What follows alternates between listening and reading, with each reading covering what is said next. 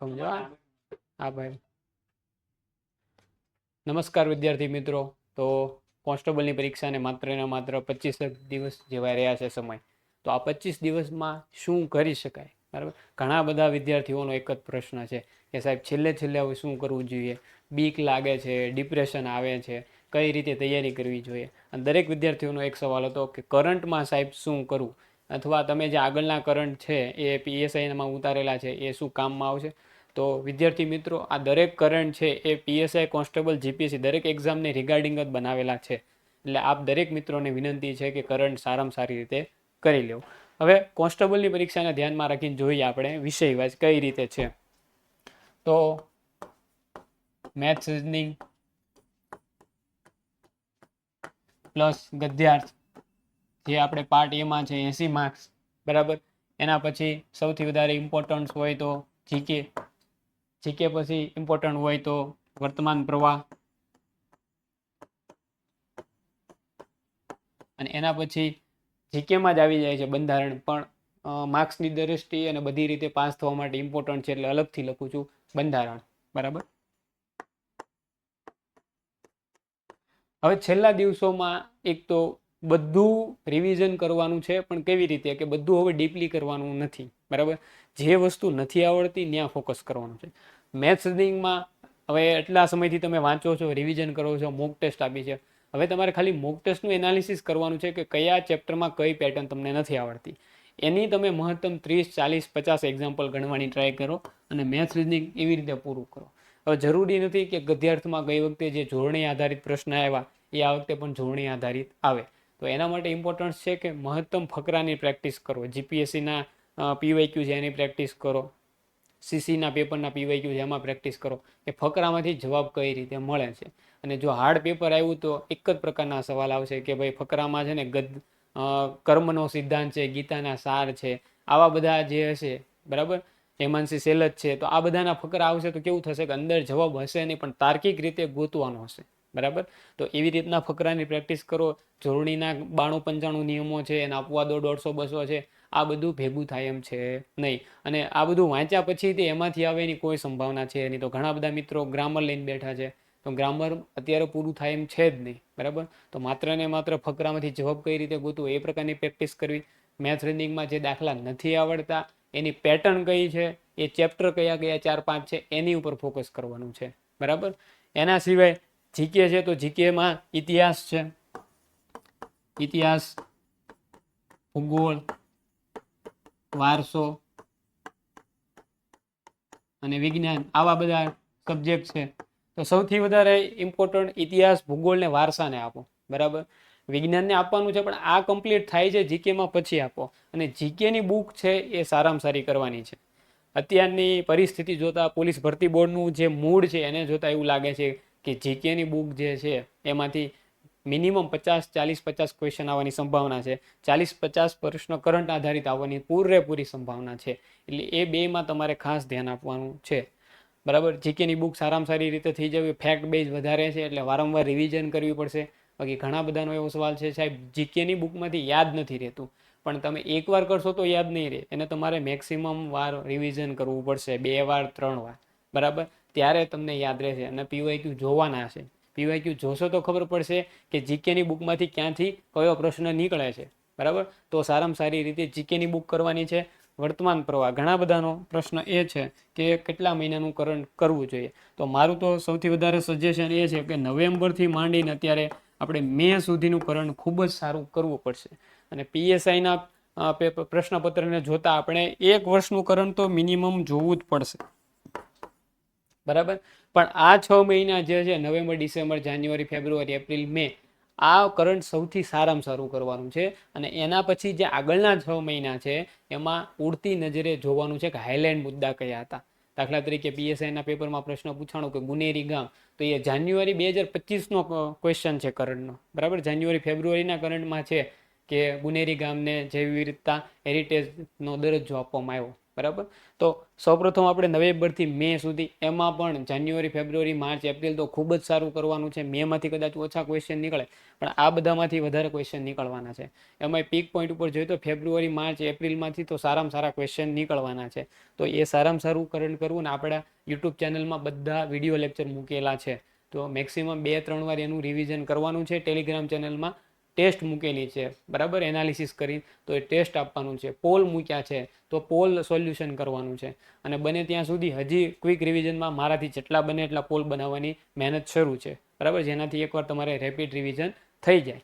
તો આવી રીતે નવેમ્બરથી મે સુધીનું કરંટ સારામાં સારું કરવાનું છે, 1 વર્ષનું કરંટ. અને કરંટ કરવામાં પછી છે ને પાછળથી જવાનું છે. પહેલાં મેનું સારું એવું હોવું જોઈએ, પછી એપ્રિલ, પછી માર્ચ, પછી ફેબ્રુઆરી, જાન્યુઆરી, ડિસેમ્બર, નવેમ્બર, એમ ઉલટું જવાનું છે, બરાબર, જ્યાં સુધી જવાય ત્યાં સુધી. એટલે 1 વર્ષ સુધી જાઓ તો ખૂબ જ સારું, બરાબર. અને સાથે સાથે બજેટ પણ કરવાનું છે, બરાબર. પીએસઆઈની એક્ઝામમાં 8 થી 9 ક્વેશ્ચન બજેટ આધારિત હતા, બરાબર. બજેટના યોજનાઓની બેઠું બજેટમાં હતું, પૂર્વોદય યોજના છે કે કુંવરબાઈનું મામેરું છે. તો એવી રીતે બજેટમાંથી પણ પ્રશ્ન આવવાની સંભાવના છે જ તે. એટલે બજેટ કરી નાખવાનું છે, બરાબર. પછી સ્થાનિક સ્વરાજની ચૂંટણી ગઈ છે, બજેટ ગયું છે. અને જે રાજ્યોની ચૂંટણી ગઈ છે, 4-5 રાજ્યોની, તો બંધારણમાં પણ એને આધારિત પ્રશ્ન આવવાની સંભાવના છે. પંચાયતી રાજને આધારિત પ્રશ્ન આવવાની સંભાવના છે. તો એમાં ખાસ ધ્યાન રાખવાનું છે. હવે વાત રહી બંધારણની, બરાબર. બંધારણ બધાએ શરૂઆત કરી વાંચવાની, ત્યારથી બંધારણ સારામાં સારી રીતે કર્યું છે. જો બંધારણ સારામાં સારી રીતે થઈ ગયું હોય તો હવે પ્રશ્ન બનાવીને સોલ્વ કરવાની ટ્રાય કરો, ફેક્ટ ગોતો, પીવાયક્યુ ગોતો અને એનું મેક્સિમમ રિવિઝન કરો, બરાબર. બધાનું એવું કે સાહેબ બંધારણ તો કેટલી બધી વાર કર્યું એ બરાબર છે, પણ કેટલું રિકોલ કરી શકો છો, કેટલું યાદ કરી શકો એમ છો, કેટલા સવાલના જવાબ દઈ શકો છો, એવી રીતે એનાલિસિસ કરીને બંધારણ કંઈક ને કંઈક. જો પીએસઆઈ કરતાં કોન્સ્ટેબલનું પેપર હાર્ડ આવ્યું તો વિધાનવાળા પ્રશ્ન આવવાની પૂરેપૂરી સંભાવના છે, બરાબર. જેવી રીતે 2022ની કોન્સ્ટેબલના પેપરમાં આવ્યા હતા એવી રીતે. જેથી કરીને તમે જો ડીપલી કર્યા છે ટોપિક તો વિધાનના જવાબ તમે દઈ શકશો, તો એલિમિનેશન ટેકનિક વાપરી શકશો, બરાબર. એટલે આ બધું ક્યાંથી ખબર પડશે કે તમે બંધારણ વાંચો, પીવાયક્યુ સોલ્વ કરો અને આવી રીતે મહેનત કરવાથી ખબર પડશે. હવે આપણે પેપરને ધ્યાન રાખીને શું કરવાનું છે કે પરીક્ષામાં પેપર આવે એને ધ્યાન રાખીને તો સૌથી વધારે તમારે મોક ટેસ્ટ આપવાની છે, બરાબર. મોક ટેસ્ટ છે એ સૌથી વધારે ઇમ્પોર્ટન્ટ છે, બરાબર. અત્યારે 25 દિવસ બાકી છે તો હજી તમે 7 થી માંડીને 8 મોક આપી શકો, બરાબર. મોક ટેસ્ટમાં મારી દ્રષ્ટિએ તમારે પેપર જે એક્ઝામમાં કઈ રીતે હેન્ડલ કરવાનું છે ને અત્યારે શરૂઆત કરી દેવાની છે કે કઈ રીતે હું પેપર ન્યા આપીશ. તો મોકમાં એ પ્રમાણે જ તમારે પદ્ધતિ ફોલો કરવાની છે. દાખલા તરીકે મને કોઈકે કીધું હોય કે પીએસઆઈનું પેપર છે એ તારે આપવાનું છે કોન્સ્ટેબલનું, તો કઈ રીતે એની પદ્ધતિ હશે? તો કે સૌથી પ્રથમ હું જીકે કરીશ, બરાબર. જીકેના 120 સવાલ છે તો સૌપ્રથમ હું એ ટ્રાય કરીશ. એના પછી ગદ્યાર્થ કરીશ, બરાબર. એના પછી હું રિઝનિંગ કરીશ અને લાસ્ટમાં હું છે મેથ્સ કરીશ, બરાબર. ગણિતને છેલ્લે રાખવાનું છે. ખરેખર મારી એમએસસીમાં મેથેમેટિક્સની ડિગ્રી છે, એમએસસીમાં મારે 80% છે, છતાં પણ હું મેથ્સ છેલ્લે કરું છું. એનું કારણ એ છે કે મેથ્સના અમુક ક્વેશ્ચનમાં આપણે ગૂંચવાઈ ગયા અથવા પદ્ધતિ લાંબી પડી ગઈ તો આપણો બહુ બધો ટાઈમ વેસ્ટ થાય છે. અને એમાંય ખાસ તમને સૂચન આપું છું કે મેથ રીડિંગમાં ડેટા ઇન્ટરપ્રિટેશન એટલે કે ડીઆઈ અને બેઠક વ્યવસ્થા છે એ બને ત્યાં સુધી સૌથી લાસ્ટમાં રાખો, બરાબર. એના પહેલાં આ બધા સબ્જેક્ટ કરી લેવા જોઈએ. ડેટા ઇન્ટરપ્રિટેશન અને જે ગોઠવ બેઠક વ્યવસ્થા છે એમાં 2-5 મિનિટ બગાડો એટલામાં તો આપણે જીકેના 10 થી 15 સવાલ આરામથી જોઈ શકીએ છીએ, બરાબર.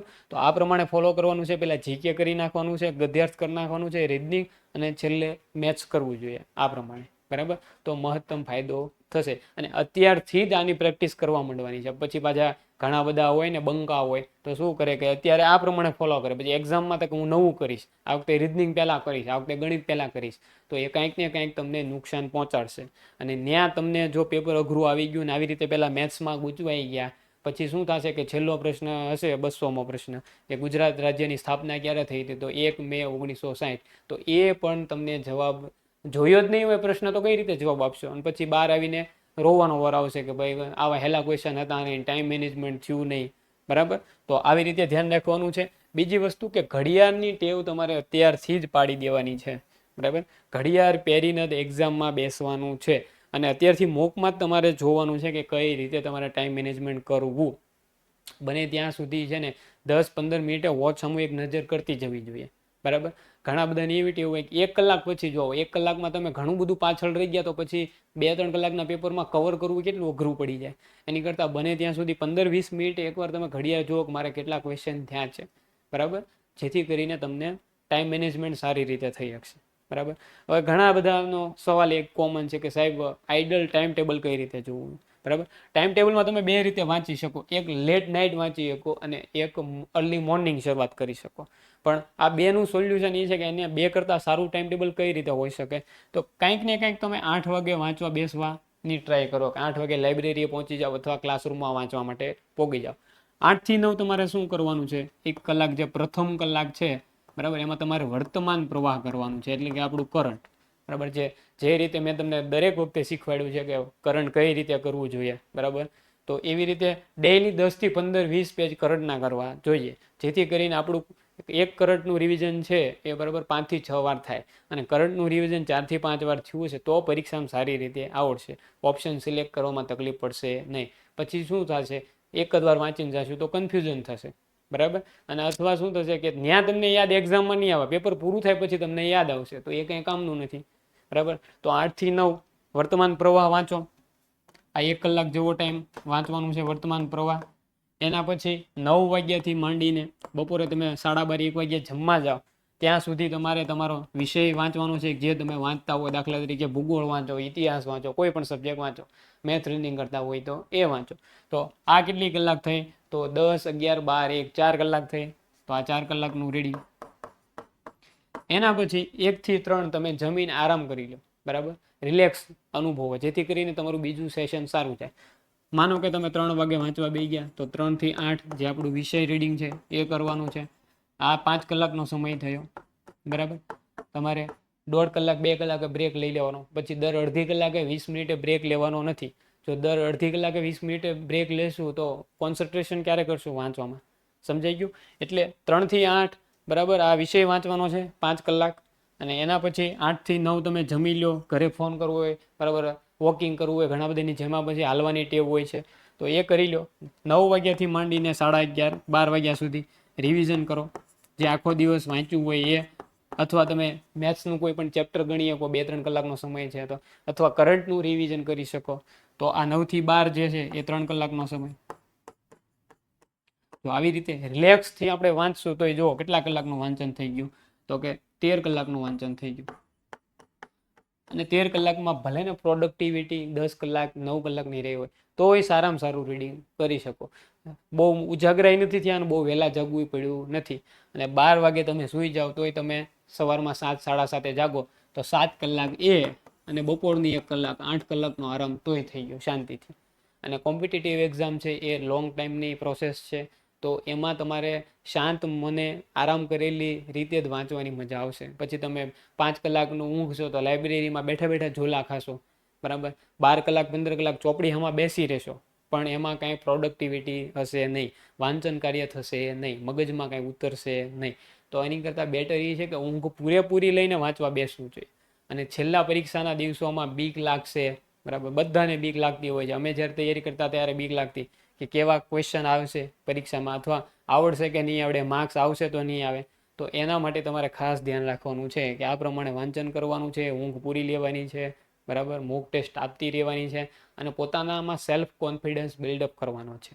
અને આપણી આજુબાજુ લોકો હોય પોઝિટિવ વાતાવરણ બનાવવાવાળા, એમની સાથે રહેવાનું છે, બરાબર. ઘણા બધા એવા મિત્રો હોય છે તમારા કે તમને એવું કહેતા હોય કે ભાઈ 5 વર્ષથી હું વાંચું તો મારું નથી થયું તો શું થશે, બરાબર, તારું કઈ રીતે થશે, ગાંધીનગર એટલા બધા વાંચે છે ને અહીંયા વાંચે છે ને ભાવનગરમાં કોમ્પિટિશન છે. તો એવા લોકોથી મહેરબાની કરીને નેગેટિવિટી હોય એનાથી દૂર રહેવું, પણ જે તમને પોઝિટિવ, બરાબર, બૂસ્ટ આપ્યા કરે એમની નજીક રહો. ભાઈ થઈ જશે આ વખતે, તું એટલું બધું સારું વાંચશો, એટલા બધા મોક ટેસ્ટમાં માર્ક્સ લાવજો, તો તારું નહીં થાય તો કોનું થશે. આવી રીતે જે તમને પોઝિટિવ રીતે રાખવાવાળા હોય ને એમની નજીક રહો, જેથી કરીને તમારી આજુબાજુ પોઝિટિવ વાતાવરણ બન્યું રહેશે, ડિપ્રેશન નહીં આવે, અને એક કોન્ફિડન્સ બિલ્ડઅપ થશે, અને આ કોન્ફિડન્સથી જ જંગ જીતાશે, બરાબર. તો આવી રીતે તમારે ટાઈમ ટેબલ વાંચન કરવાનું છે. બીજી વસ્તુ, જ્યારે જ્યારે તમે મોક ટેસ્ટ આપો છો તો મોક ટેસ્ટના માર્ક્સનું ઇમ્પોર્ટન્ટ છે, પણ કોની મોક ટેસ્ટ છે, ઘણી બધી એકેડમી હોય એમની મોક ટેસ્ટ અઘરી હોય છે, ઘણા બધાની સહેલી હોય છે. તો તમારે એમાં ધ્યાન એ રાખવાનું છે કે મોક ટેસ્ટમાં પ્રોપર તમારે ટાઈમ મેનેજમેન્ટ કરતાં શીખવાનું છે કે ટાઈમ મેનેજમેન્ટ થવું જોઈએ, ટાઈમ ઘટવો ન જોઈએ. પછી તમારી પદ્ધતિ વિકસાવવાની છે, તો એ પદ્ધતિ તમારે વિકસાવવાની એવું ધ્યાન રાખવાનું છે. અને મોક ટેસ્ટ આપ્યા પછી ઇમ્પોર્ટન્ટ જો જે કામ હોય તો એ છે એનાલિસિસ, મોક ટેસ્ટનું એનાલિસિસ. બરાબર, કદાચ મોક ટેસ્ટ કરતાં પણ વધારે ઇમ્પોર્ટન્ટ છે. બરાબર, મોક ટેસ્ટ આપીને તમે ડેસ્ક ઉપર મૂકી દેશો, ખાનામાં મૂકી દેશો તો કોઈ કામનું છે નહીં.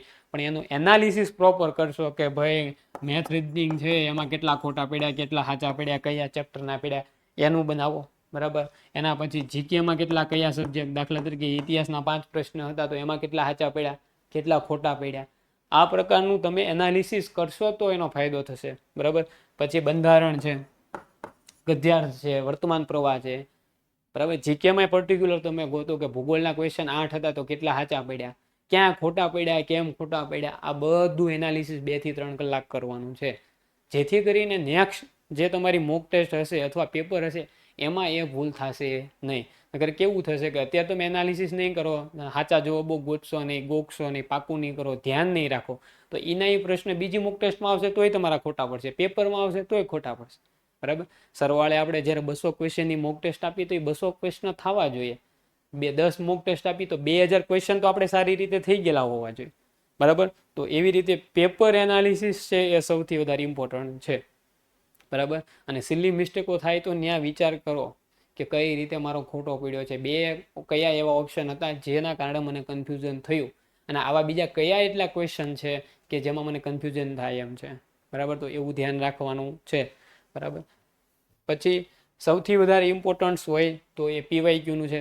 બરાબર, તમને દરેકને ખબર છે કે પીએસઆઈનું આખું પેપર જીએસનું પીવાયક્યુ બેઝ હતું. બરાબર, જેણે પીવાયક્યુ સારી રીતે કર્યા છે એમને ખૂબ જ ફાયદો થયો છે. તો દરેક એક્ઝામમાં, માત્ર કોન્સ્ટેબલ નહીં, સીસીઈની એક્ઝામ છે, જીપીએસસીની એક્ઝામ છે, ઇવન યુપીએસસીની એક્ઝામ છે, દરેક એક્ઝામમાં પીવાયક્યુનું ખૂબ જ મહત્વ છે. બરાબર, ક્યારેક તો સીધા પૂછાઈ જશે પીવાયક્યુ. બરાબર, તો સીધા પીવાયક્યુ તમને આવડવા જોઈએ, અથવા પીવાયક્યુ રિલેટેડ તમને ક્વેશ્ચન પૂછાય છે. એકવાર એવું પૂછાય કે રતનમહાલ રીંછ અભયારણ્ય ક્યાં આવેલું છે, દાહોદ. અને એકવાર એવું પૂછાય કે દાહોદમાં કયું અભયારણ્ય આવેલું છે, તો કે રતનમહાલ. એનો એક ક્વેશ્ચન વર્તમાન પ્રવાહનો પૂછવાનો હોય તો કેવી રીતે પૂછાય કે તાજેતરમાં વાઘ કયા અભયારણ્યમાં દેખાયો છે. તો આપણને દરેકને ખબર છે કે રતનમહાલ રીંછ અભયારણ્ય છે ત્યાં તાજેતરમાં વાઘ જોવા મળ્યો છે. અને ગુજરાતને છે એ ટાઈગર સ્ટેટનો દરજ્જો 1992માં જે લેવાઈ ગયો હતો એ પાછો મળ્યો છે. તો એકનો એક ક્વેશ્ચન કઈ રીતે પૂછાય છે એનું 360 ડિગ્રી એનાલિસિસ હોવું જોઈએ. બરાબર, તો પેપર એનાલિસિસ કરવાનું છે, પીવાયક્યુ એનાલિસિસ ખાસ કરવાના છે, અને પીવાયક્યુ જોઈએ જ લેવાના છે. સફળતાનો જો કોઈ રામબાણ ઈલાજ હોય તો એ પીવાયક્યુ છે. જ્યાં સુધી આપણને ખબર નહીં પડે કે પ્રશ્ન કઈ રીતે પૂછાય છે તો ત્યાં સુધી કોઈ વસ્તુ કામની છે નહીં. આપણને દરેકને ખબર પડવી જોઈએ કે પ્રશ્ન કેમ પૂછાશે, અને પ્રશ્ન પૂછાશે કેવી રીતે એ ક્યાંથી જાણવા મળશે, તો માત્ર ને માત્ર પીવાયક્યુમાંથી જાણવા મળશે. બરાબર, હવે ઘણા બધા પ્રશ્ન એવા છે કે સાહેબ સામાન્ય વિજ્ઞાન છે એમાં કઈ રીતના પ્રશ્ન પૂછાઈ શકે. સામાન્ય વિજ્ઞાન છે એમાં 3 ભાગ છે, જીવ વિજ્ઞાન છે, બરાબર, પછી ભૌતિક વિજ્ઞાન છે, રસાયણ વિજ્ઞાન. જ્યારે જીવ વિજ્ઞાન કરતા હોય તો આગળના જે 4-5 ચેપ્ટર છે એ મોસ્ટ આઈએમપી છે. દાખલા તરીકે આપણું શરીર, બરાબર, જેમાં બધા તંત્રો છે, બરાબર, અસ્થિ તંત્ર છે, કંકાલ તંત્ર છે, શ્વસન તંત્ર છે, રુધિરાભિસરણ તંત્ર છે. તો એને લગતા સીધા પ્રશ્નો બધા પૂછાય છે. કોષ છે, કોષની રચના ક્યારે થઈ, કોણે એનું એનાલિસિસ કર્યું, કોણે એની શોધ કરી, તો આ બધા પ્રશ્નો તમારે પૂછાશે. એની પછીનું ચેપ્ટર તમને ખબર છે કે આપણા પોષક તત્વોનું છે, કાર્બોદિત શેમાંથી મળે છે, અને વિટામિન, બરાબર, કયા વિટામિન કયા ખોરાકમાંથી મળે છે. તો આ પ્રકારના પ્રશ્નો સામાન્ય વિજ્ઞાનમાં ધ્યાન રાખવાનું છે. એના પછી રોગવાળું ચેપ્ટર છે, કયો રોગ શેનાથી થાય છે, એની રસી કઈ છે, એની દવા કઈ છે. પછી ઉત્ક્રાંતિ વાળું ચેપ્ટર છે, અને છેલ્લે આઈસીટીનું ચેપ્ટર છે. તો આવી રીતે જીવ વિજ્ઞાનમાં ધ્યાન રાખવાનું છે. જીવ વિજ્ઞાન પછી ભૌતિક વિજ્ઞાનમાં ભૌતિક રાશિઓ, એના એકમો અને સિદ્ધાંતો, આ વસ્તુમાં ધ્યાન રાખવાનું છે. બરાબર, રસાયણ વિજ્ઞાનમાં તમારે બધા પરમાણિક સૂત્રો બધા ગોખી રાખવાના છે. બરાબર, તમને સીધા પ્રશ્ન પૂછવામાં આવશે કે ખાવાના સોડાનું રાસાયણિક નામ શું છે, બરાબર, ધોવાના સોડાનું રાસાયણિક નામ શું છે. બરાબર, એટલે આવા સીધા પ્રશ્નો તમને પૂછાશે. તો તો એ પ્રકારની ત્રણેય વિષયની તૈયારી કરવાની છે. સાથે સાથે વિજ્ઞાન ટેકનોલોજી તો ખરું, બરાબર, અવકાશ છે, બરાબર, ડિફેન્સ છે, આઈસીટી એમાં પણ છે, ઉર્જા છે, પરમાણુ ઉર્જા, તો આ દરેક પ્રકારે તમારે કરવાનું છે. અને સબ્જેક્ટ વાઇઝ તમે જુઓ, ઇતિહાસ તમે કરતા હો, બરાબર, ઇતિહાસમાં 4 ભાગ છે, બરાબર, મારી દ્રષ્ટિએ 4 ભાગમાં આપણે ઇતિહાસ કરવાનો છે. સૌથી પહેલા પ્રાચીન ઇતિહાસ છે, પછી મધ્યકાલીન છે, પછી અર્વાચીન છે, અને ગુજરાતનો ઇતિહાસ. ગુજરાતના ઇતિહાસમાં 3 ભાગ, પણ આપણે ચોથા ભાગ તરીકે લઈએ છીએ. સૌથી વધારે ઇમ્પોર્ટન્સ હોય તો ખબર છે કે આપણને અર્વાચીન ઇતિહાસ છે, આધુનિક ઇતિહાસ, એમાં સૌથી વધારે ઇમ્પોર્ટન્ટ છે. અને એમાં તમારે ટોપિક જે આપેલા છે એને આધારે તૈયારી કરવાની છે, બરાબર. સૌથી વધારે આઈએમપી ટોપિક ઇતિહાસમાં આધુનિકમાં હોય તો ગાંધીયુગ 1, ગાંધીયુગ 2, ક્રાંતિકારી પ્રવૃત્તિ 1, ક્રાંતિકારી પ્રવૃત્તિ 2 અને આઝાદી તરફ પ્રયાણ, બરાબર. આ પ્રકારના ચેપ્ટરો ખૂબ જ ઇમ્પોર્ટન્ટ છે. અને 1857નો સંગ્રામ અને ધાર્મિક સુધારણા આંદોલનમાંથી દર વખતે પ્રશ્ન આવે છે, તો એ ખાસ કરવાના છે, બરાબર. પછી તમે પ્રાચીન ઇતિહાસ કરતા હોય તો ત્યાં તમારે દરેક જે યુગ છે એમાં કયા કયા રાજા થયા, કઈ કઈ એમણે સ્થાપના કરી, કયા કયા મંદિરો છે, બરાબર. સીધા પ્રશ્ન તમને પૂછાશે કે કયો રાજા ભારતનો નેપોલિયન કહેવાતો હતો, તો તમને ખબર છે, બરાબર, કે સમુદ્રગુપ્ત છે ભારતનો નેપોલિયન કહેવાતો હતો. પછી વિક્રમાદિત્ય ઉપનામ કોનું છે, નાલંદા વિદ્યાપીઠની સ્થાપના કોણે કરી છે, બરાબર. પછી સિંધુ ખીણના પ્રશ્ન હોય તો વહાણનો ધક્કો ક્યાં મળી આવ્યો હતો, તો લોથલ ખાતે. 10 અક્ષરનું સાઇન બોર્ડ ક્યાંથી મળી આવ્યું હતું, તો ધોળાવીરા ખાતેથી, બરાબર. જોડિયા મૃતદેહો ક્યાંથી મળી આવ્યા, તો લોથલ ખાતેથી. કાળા રંગની બંગડી છે એ કયા નગરનું નામ હતું, તો કાલીબંગાન છે, બરાબર.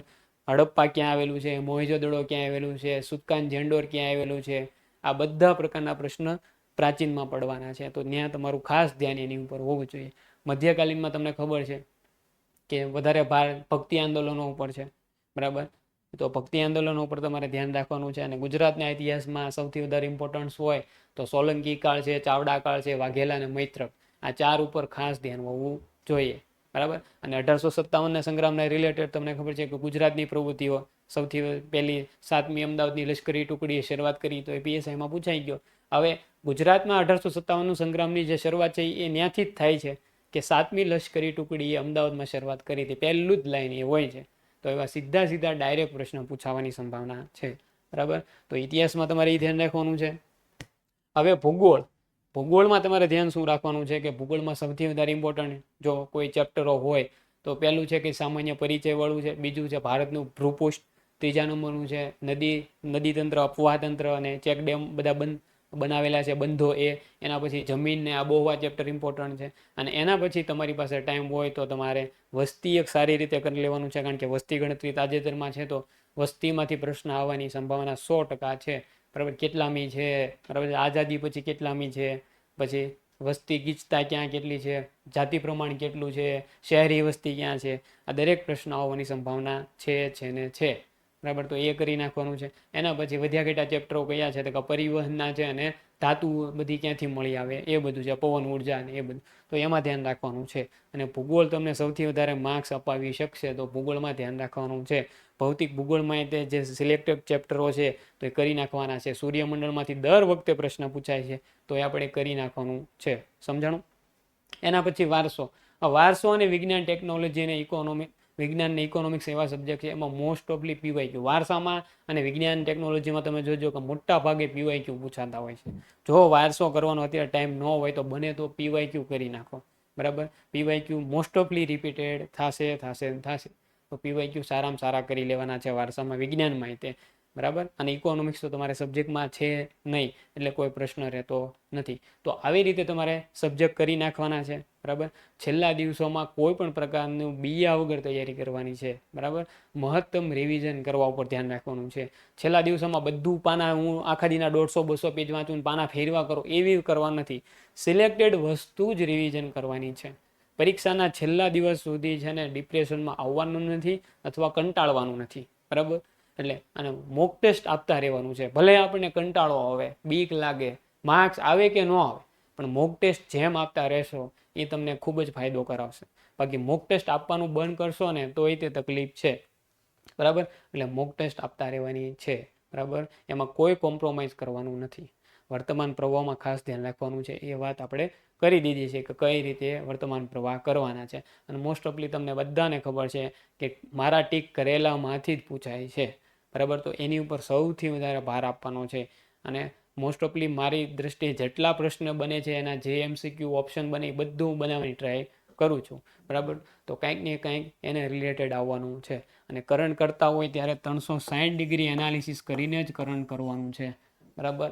એના રિલેટેડ જેટલું, દાખલા તરીકે ચૂંટણી પંચ છે, એના મુખ્ય ચૂંટણી કમિશનર છે જ્ઞાનેશ કુમાર, એમને હટાવવાનો પ્રસ્તાવ આપવામાં આવ્યો, તો એને રિલેટેડ આપણે બધી ખબર હોય છે કે ચૂંટણી પંચની સ્થાપના ક્યારે થઈ હતી, બરાબર. તો કે કઈ આર્ટિકલ મુજબ થઈ હતી, તો એ દરેક વસ્તુ છે એને રિલેટેડ સુધારા હોય તો એ કરી નાખવાના. 61માં બંધારણીય સુધારામાં શું કરવામાં આવ્યું, તો કે મતદાનની ઉંમર છે એ 21 વર્ષથી ઘટાડીને કેટલી કરવામાં આવેલી છે, તો કે 18 વર્ષ. તો આ દરેક પ્રકારે ધ્યાન રાખવાનું છે. તો કરંટનું એનાલિસિસ હંમેશા 360 ડિગ્રી બધા સબ્જેક્ટ સાથે રાખીને કરવું જોઈએ, તો કરંટ કામમાં આવે, બરાબર.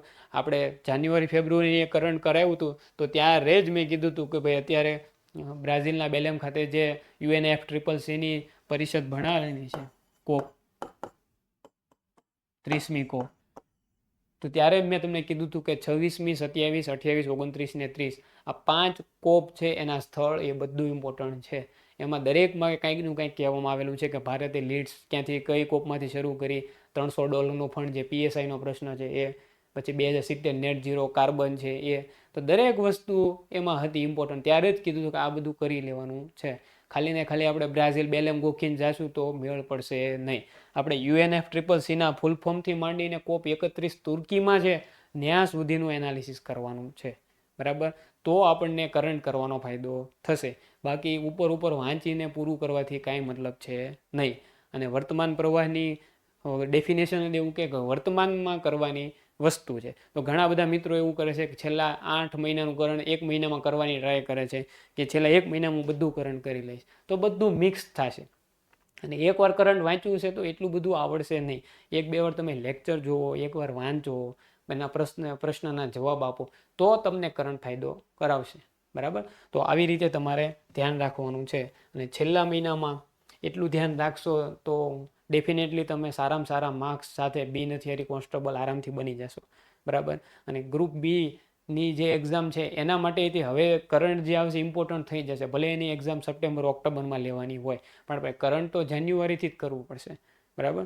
તો હવે એમને પણ શરૂઆત કરી દેવી જોઈએ કરંટ કરવાની, બરાબર. પ્રિલિમને પર્સપેક્ટિવમાં ભલે ઓછું હોય પણ મેઇન્સમાં છે કરંટનું મહત્વ, બરાબર. ગ્રુપ બી વાળાને તો એને કરી નાખવું જોઈએ, ગ્રુપ એ વાળાને કરી નાખવું જોઈએ. 7 જૂને જે GPSCની એક્ઝામ છે એના માટે, RFO, એકાઉન્ટ ઓફિસર, આ બધા માટે ઇમ્પોર્ટન્ટ છે. અને બાકી રહેતા પંચાયતની ભરતી આવે છે તો એમાં પણ સીધા પ્રશ્ન પૂછાવાના છે. તો કરંટ શરૂઆત કરી દેવી જોઈએ. અને આપણે બને ત્યાં સુધી એપ્રિલનો અને મે મહિનાનો વિડીયો ટૂંક સમયમાં જ લાવી દેશું, બરાબર. જેથી કરીને તમે મેક્સિમમ સમય એ કરંટ કરી શકો, રિવિઝન કરી શકો અને વિડીયો જોઈને એનાલિસિસ કરી શકો. ઓકે, તો બધાને ઓલ ધ બેસ્ટ પરીક્ષા માટે, બરાબર. હજી જરૂર પડશે કંઈક વિડીયો બનાવવાની તો આપણે હજી બનાવશું, બરાબર. ટેલિગ્રામમાં આપણે પોસ્ટ મૂકીને પૂછશું કે કયા માર્ગદર્શનની જરૂર છે, તો એ પ્રમાણે આપણે વિડીયો લાવતા રહીશું. તમે બધા ખૂબ સારી મહેનત કરો અને સફળતા મેળવો, બરાબર. બધાને ઓલ ધ બેસ્ટ.